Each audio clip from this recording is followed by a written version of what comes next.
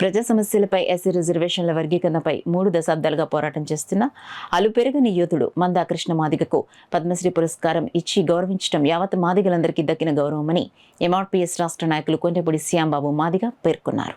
తెలుగు రాష్ట్రాల్లో ఎస్సీ రిజర్వేషన్ల వర్గీకరణ అమలు చేయాలనే డిమాండ్తో ఫిబ్రవరి 7న హైదరాబాద్లో 1000 గొంతులు 1,00,000 డప్పులు పేరిన మాదిగలతో మందకృష్ణ మాదిగ తలపెట్టిన పోరాటానికి మద్దతుగా ఈ నెల 30న తునిలో ఉభయ గోదావరి జిల్లాల మాదిగల మహాప్రదర్శన కార్యక్రమానికి సంబంధించిన కరపత్రాలను పిఠాపురంలో శ్యాంబాబు మాదిగ ఆవిష్కరించి ఎంఆర్పీఎస్ నాయకులకు అందించారు. ఈ సందర్భంగా శ్యాంబాబు మాదిగ మీడియాతో మాట్లాడారు.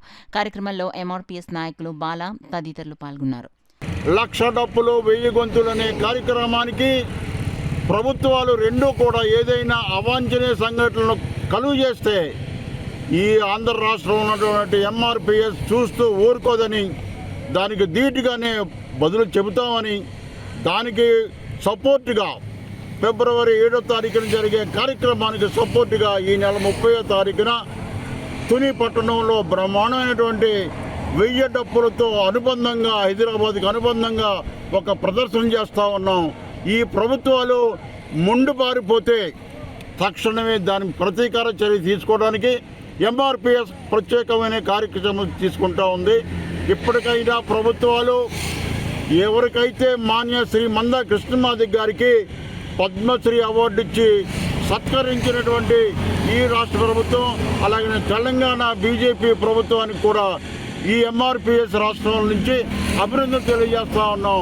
ఏకైకంగా వర్గీకరణ ఫలాలు సాధించే క్రమంలో పార్లమెంట్లో చట్టం చేయాలని రేపు జరిగే ఈ కార్యక్రమానికి 1,00,000 డప్పులు 1000 గొంతులకు అందులో ఏదైనా కానీ ఈవెంట్ కానీ అన్ ఈవెంట్ జరిగితే ప్రభుత్వం అందే బాధ్యతని మీ ద్వారా తెలియజేసుకుంటూ ఉన్నాం.